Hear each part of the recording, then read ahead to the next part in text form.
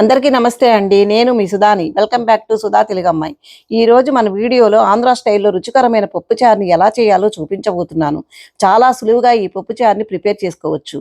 నేను చెప్పే ఈ స్టైల్లో ఈ కొలతలతో చేస్తే మాత్రం పప్పుచారు ఎప్పుడు కాచినా పర్ఫెక్ట్ టేస్ట్ వస్తుంది.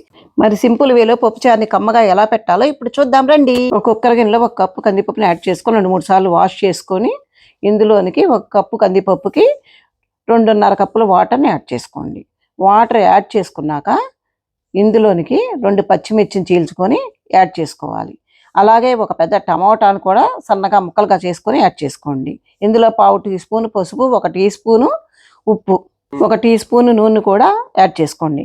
ఇలా ఆయిల్ యాడ్ చేయటం వల్ల పప్పు పైకి పొంగి రాకుండా ఉంటుంది.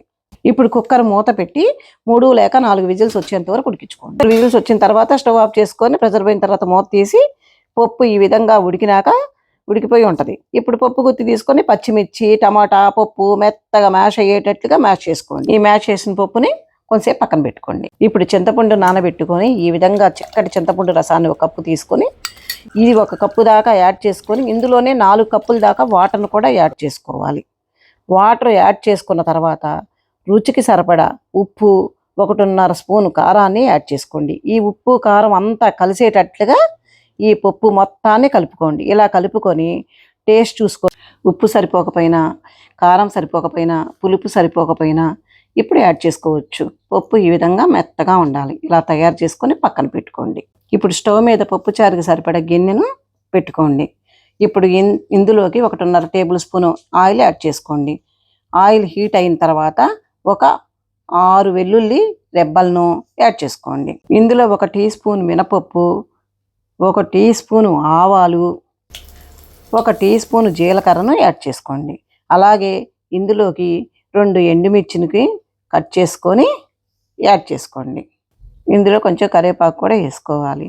ఇప్పుడు సన్నగా తరిగి పెట్టుకున్న ఉల్లిపాయ 1, అలాగే కొంచెం చిటికెడు ఇంగువను కూడా యాడ్ చేసుకోండి. ఆనియన్స్ ఈ విధంగా గోల్డెన్ బ్రౌన్ కలర్ వచ్చిన తర్వాత ఇందులోకి మనం కలిపి పెట్టుకున్న ఈ పప్పు వాటర్ని యాడ్ చేసుకోవాలి. ఈ పప్పు చారు మరుగుతున్నప్పుడు ఇల్లంతా కమ్మని వాసనతో గుమగుమలాడిపోతూ ఉంటుంది. పప్పు వాటర్ని మొత్తం యాడ్ చేసుకున్నాక ఇప్పుడు ఈ పప్పు చారుని ఇలా 15 నిమిషాలు మరిగించాలి. లో ఫ్లేమ్లోనే ఉంచి మరిగించాలి. తర్వాత ఈ మరుగుతున్న చారులో కొంచెం కొత్తిమీర యాడ్ చేసుకోవాలి. ఈ విధంగా పొంగు వచ్చే వరకు మరగటం స్టార్ట్ అయిన తర్వాత గరిటెతో ఒకసారి కదుపుతూ ఉండాలి.